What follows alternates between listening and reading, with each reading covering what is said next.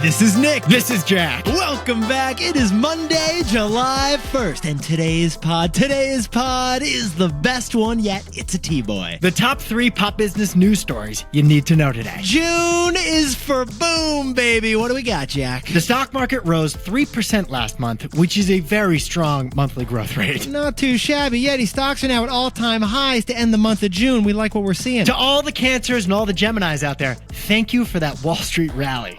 We appreciate you going into retrograde, but 3 stories for today's show. Jack, what a show. What's on the pod? For our first story, every dating app stock is down right now, except for one of them, and that one is Grindr. Grindr. Wall Street has already fallen in love with Grindr's AI wingman. For our second story, the NFL was just ordered by a jury to pay fans $4.7 billion. Flag on the play, and we'll tell you all about the penalty. And our third and final story is Billboards. The giant signs on the side of the highway, they're back, baby. In an age of digital ads, billboards are now big, and Jack and I will tell you exactly how to use them. But Yetis, before we hit that wonderful mix of stories. Fantastic mix of stories for a holiday week, Jack. Love the mix today. Nick, the song of the summer, what is it? Oh, it's got to be Man in Finance. I think that's what it is. You know the beat. We're playing the clip. Let's drop it. I'm looking for a man in finance. Trust fund. 6'5", blue eyes. Finance. Trust fund. 6'5". I'm looking for a man in... Yeti's Megan Boney dropped those words on TikTok and got viewed 52 million times. But there's one question that Nick and I have been wondering ever since we saw it the first time. And what is that, Jack? How many of these men are there, actually? Well, funny thing, Jack and I just found the number. We just calculated how many guys are in finance, have blue eyes, own trust funds, and are 6'5". Jack and I jumped into the U.S. Census TBOY style. And went full Scooby-Doo on this one. Get this, besties. What do we got, Jack? According to the Labor Department, 5% of U.S. men work in finance. And according to the Academy of Ophthalmology, 27% of Americans have blue eyes. And according to the Wall Street Journal, 2% of America has a trust fund. And according to the National Center of Health, only 0.15% of America is 6'5". So, by the laws of math, 5% times 27% times 2% times 0.15% of 166 million American men is 672. That's it. There are only 672 men in finance with blue eyes and a trust fund and are 6'5". But we're not done yet, are we, Jack? Because there's one variable left. According to the U.S. Census, 68% of men are already married. Therefore, of the 672 men in finance with blue eyes, trust funds, and 6'5", only 215 of them are actually single. Only 215 of them are even available right now. Where are they? Who are you? So, if you're looking for that man, good luck. Yeah, we'd say you should start your search on Nantucket. So Yetis, this long weekend, if you're looking for a man in finance with blue eyes, trust fund, and 6'5", there are only 215 of them out there. And again, about half of them are on Nantucket right now. Yetis, happy 4th of July week. Jack, let's hit our 3 stories. 15 years before this song, 2 boys from the Northeast met in the dorm. They had an idea that caused a cultural storm. It's the best one yet, but the best is the norm. Jack, Nick, that's it. I don't even think they need to practice. 50%, that's a fat tip. TBOY City on your at list. If you know, you know, cause we ready to go. We can't wait no more, so just start the show. Start the show. For our first story, there's only one dating app surging right now, and that dating app is Grindr. Grindr, the gay and bisexual dating app, is the perfect case study on how we're all going to use AI. And how's that, Jack? We'll have an artificial wingman. You're gonna have a wingman. But yeah, it is. Let's be real for a second. It's just us, Nick and Jack. We want to chat with you. 2024, it was the end of a relationship. You probably broke up with your dating app this year. Yeah, it's gotten so rough out there. You've been finding love on LinkedIn. We hear you. It's happening. It's the rise of the alt dating apps. People are finding love in the DMs of LinkedIn, Strava, even Yelp. And that's why Jack and I said this a few months ago. Dating apps, they need a long-term relationship with a new business model. The stock of Match and Bumble, they are both at all-time lows. Financially, they're given the ick. It's not pretty, but this is why Jack and I wanted to cover this story. There is one dating app that is doing the opposite of every other dating app. Grindr. Grindr. They dropped the E. It's just D-R. at the end there. Grindr, the hookup dating app for gay, bi, trans, and queer people. Grindr stock is up 42% this year because they just raised their revenue projections. Get this, Grindr expects to grow their revenue by at least 20% every single year through 2027. What? Grindr, it's gone queer eye for the stock buy. Yes, it has. How is Grindr so bullish? That's the question Nick and I were asking at the beginning of this story. So we jumped in TBOY style, and this is what we discovered. Grindr has found a use case for AI that's actually pretty practical. They think AI can be your wingman within their dating app. They're going full Tom Cruise on this thing. Yetis, the top challenge in the dating app experience isn't the swiping, it's the flirting. So Grindr is launching an AI wingman this year to support you in your DMing in the app. Not in the discovery of who to date, but really in like how you engage with who to date. Here's how you're going to use it. Let's say you need a good conversation starting message. Grindr's wingman is going to drop a fun kickoff line. Okay, let's say you need a witty response to his response.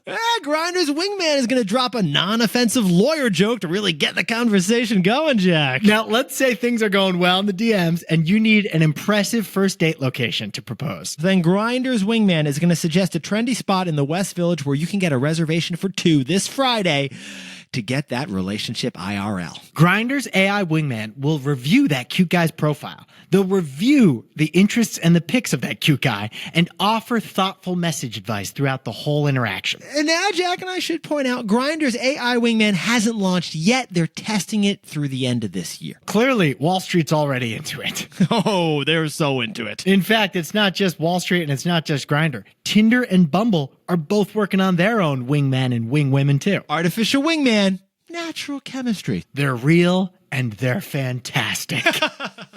So, Jack, what's the takeaway for our buddies over in dating apps? Actually, for all of us. Today, AI is talking to humans. In a year, AI will be talking to AI.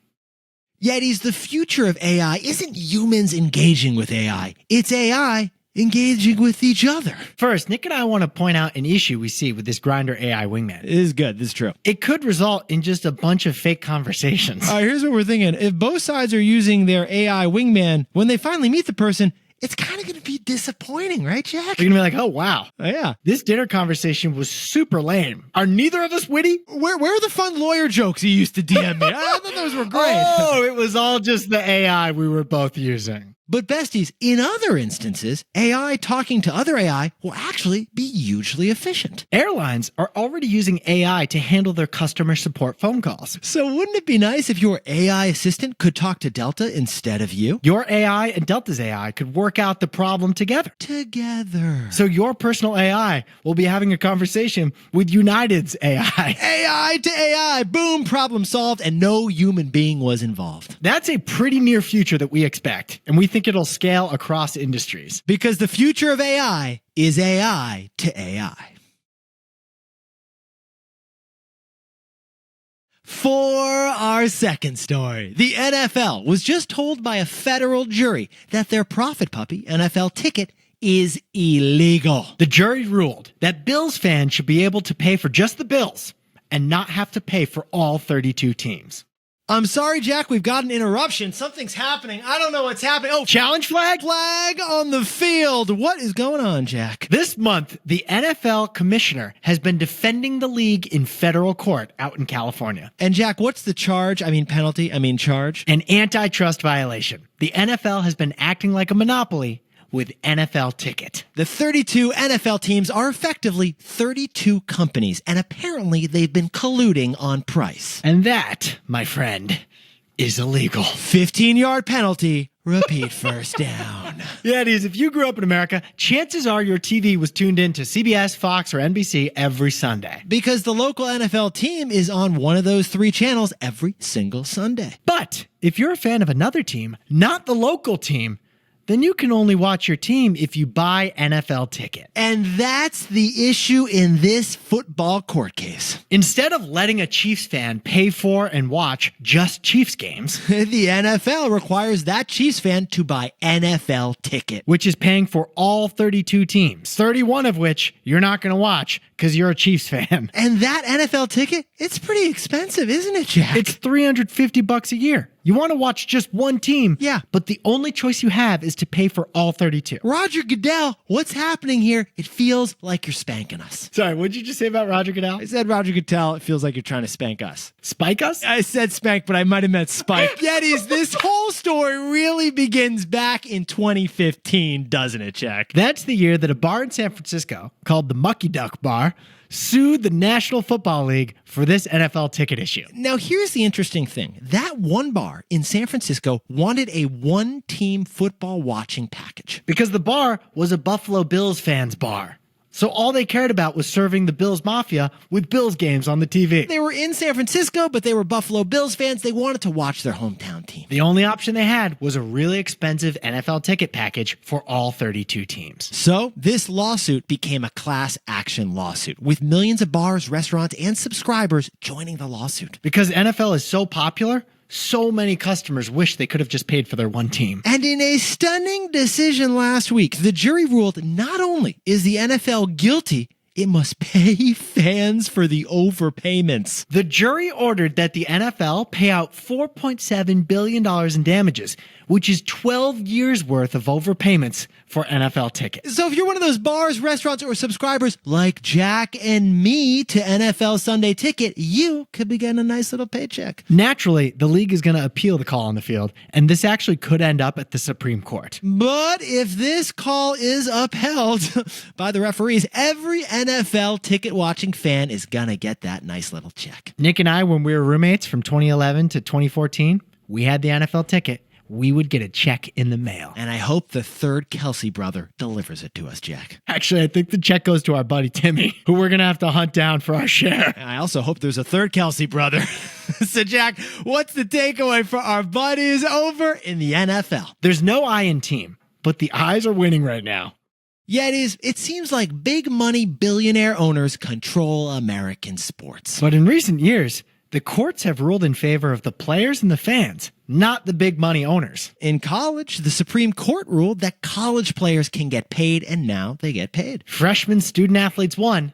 The NCAA and the big universities lost. In the NFL, the court just ruled that 32 companies can't collude, so neither can 32 teams. Football fans won, and the NFL owners lost. In fact, the way Jack and I see it, in the economy in general, labor unions show the power of individuals against big owners. And we're seeing it in sports too. The court rulings are doing the same thing, having individuals beat the big sports owners. Yeah, it is. There's no I in team, but right now, the I's are winning. For our third and final story, America is experiencing a Billboard bump.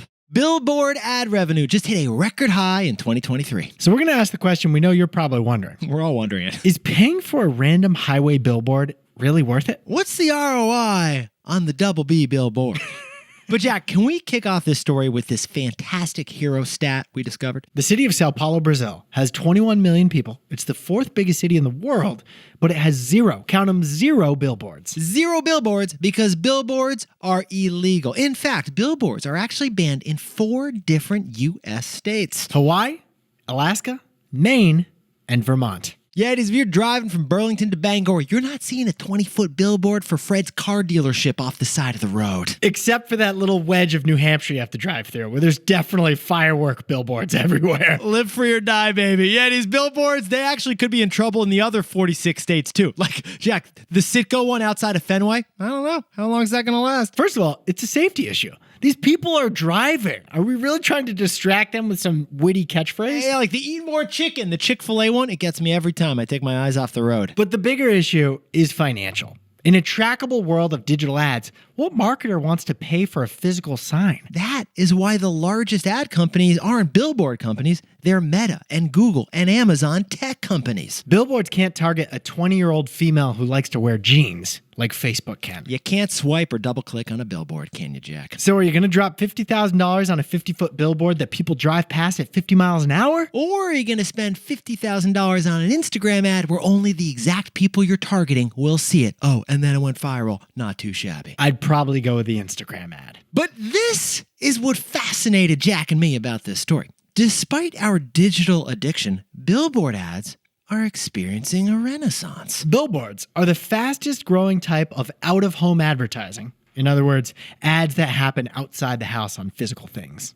Out-of-home ads, their revenue dipped during the pandemic because you were stuck at home, so literally no one even saw the billboards out there. But they've all recovered, and they're back to an all-time high as of last year. But here's the wildest part. Ironically, some of the biggest billboard demand is in the heart of the tech industry. Silicon Valley loves this old school form of advertising. Jack, can we head on over to Highway 101 in lovely San Francisco? What do we got, man? Yetis, for about 2 years, Nick and I would leave our apartments at 6:20 a.m. in order to beat the rush hour traffic on Highway 101, going from San Francisco down to Palo Alto. Highway 101, it is the heart of Silicon Valley. And every tech company has a headquarter near 101.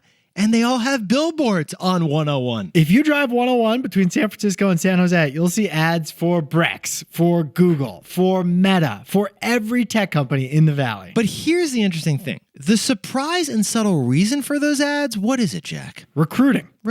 Billboards are not there to reach customers. They're there to reach job applicants. Get this. That 50-foot Cisco software billboard off exit 18 on 101 is actually a signal of being legit. It's there to attract talent. Because if you can spend on a billboard, that means you have cash in the bank, you have confidence, and you're a growing company. In fact, those Silicon Valley software billboards, they have inside jokes that are only meant for engineers to get. Nick's driven by a Vanta compliance software billboard a bunch of times. So many times. There's some coding joke that's we have no idea. Every time I see that coding joke, I'm like, I should be laughing, but I don't know how to code, so I am not laughing. I don't even get it. I have no idea what's going on. So if you slept in and left for work at 7:20 and you're stuck in traffic on 101, you may chuckle at that billboard and then submit a resume. Because you've been staring at it for 20 minutes while you're in traffic.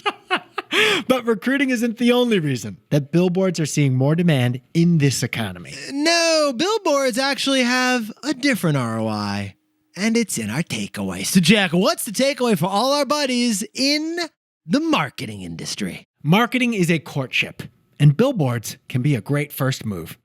So, Yetis, Jack and I get this newsletter. It's called Lenny's Newsletter, and they had an interesting case study about a software startup called Stitch. In San Francisco, Stitch bought 80 ads on buses, 130 ads at train stations, and 8 big billboards. And Jack, what was the results for those billboard and outdoor ads? They enjoyed a 25% jump in Google searches and a 70% increase in branded search clicks. In fact, there was even a 10% rise in sales that specifically cited those billboards as the reason for buying the product. This case study highlights how the real value of billboards aren't in selling, they're in introducing. The value of billboard ads is to introduce you to the brand, not convert you to buy from the brand. A billboard ad on the highway is only intended to make the consumer aware of you. But the one-click ad on YouTube, that's what's intended to seal the deal with a sale at the end of the day. Because marketing is a courtship, and each medium of an ad represents a different step in the relationship. Billboards, they surprisingly can be a great first move.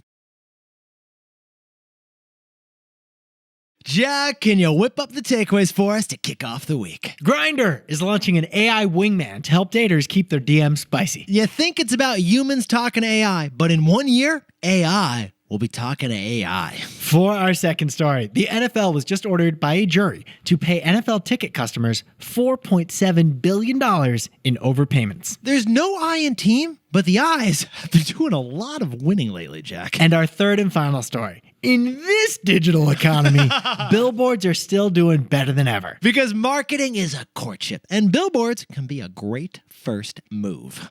But Yetis, this pod's not over yet. Here's what else you need to know today. First, home prices may finally be peaking according to the data from Redfin. Not too shabby. For the first time since the pandemic hit in early 2020, homes are selling for less than asking price on average in this country. All right, this feels like a funnily small number to celebrate, but you want to share the number with the besties, Jack? The typical house in the 4 weeks ending June 23rd sold for 0.3% below asking price. 0.3%. Tiny good news if you're trying to buy a home. And second, Amazon is reportedly launching a Temu-like direct from China e-commerce platform. Because Temu is undercutting Amazon on price. something we thought was impossible to do. So Amazon will start shipping directly from Chinese factories to your home. The Temu way takes longer to ship, 9 to 11 days actually. But Amazon's doing it anyway. And you'll start to see that news section on Amazon.com. And finally, the legendary Arizona iced tea has famously been the same price for 32 years. 99 cents for that big old can. Jack and I call it a sacred cow product. That price is sacred. 99 cents, it hasn't changed in 32 years. And the CEO just told NBC he is so committed to the price, he pledged to never change it. He actually had a great quote. He said he owns the business, he has full control, doesn't have debt, and 99 cents is his way of giving back. So this company is kind of like UNICEF. It is. It's the UNICEF of Arnold Palmer's. Now, time for the best fact yet. This one sent in by Lorenzo Schwertweder in Hamburg, Germany, and this is actually a correction for the pod. Last month, we misstated the lyrics from the German national anthem. Now, I should sprinkle on context here. My co-host, Jack, was a German major and studied abroad in Berlin. I visited him there so I can prove it. Yeah, in other words, Nick's like, I should sprinkle on some context. This is Jack's fault. Yeah, this was kind of on Jack to double check. In the meantime, Jack also worked in Germany, I should point out, too. So we knew that the German national anthem was Das Lied der Deutschen, or the song of the Germans. But we forgot that they eliminated the first two stanzas of that song after World War II. So we incorrectly stated the more nationalistic opening line was Germany above all, but it's not that anymore. Today, Germans don't say that line. Germans have actually been quite introspective in confronting their past, including by changing the lyrics of their national anthem. So Jack got basically straight A's in German. I just want to point that out. But sometimes you get the B. You know, German was actually my toughest grades because it basically was just a literature class in another language, and I wasn't particularly good at literature. But that's a story for another pod. Actually, that was the whole story.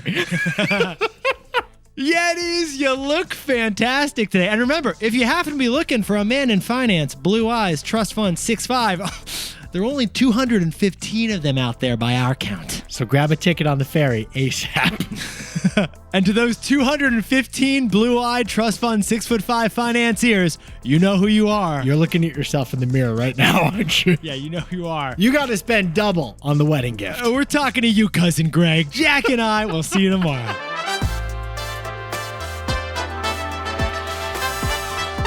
And before we go, a congratulations to Julian Verdier in Lisbon, Portugal. He's got a new baby, Ava, and he's getting a whole lot of family love. And to Rachel Wilson in Clarksville, Tennessee, your partner says happy 9-year anniversary. And congratulations to Joel Halstuck from Bogota, Colombia, who's starting a master's at Baruch College in New York City. And congratulations to Austin Villalobos in Baltimore, Maryland, who just got promoted to principal at his firm. Oh, and Diego Torres in Rome, Georgia also just got a new job, not too shabby. Happy birthday to Jonathan Magana in Northridge, California. And Eduardo Montez in Los Angeles, California just completed that MBA at UCLA Anderson and is on the way to Asia. And to anyone else who's celebrating something today, make it a TBOY. Celebrate the wins. This is Jack. I own stock of Bumble and Amazon. Wait, how is Tom Cruise a wingman? I was thinking... Oh, Top Gun? Is that what you're thinking?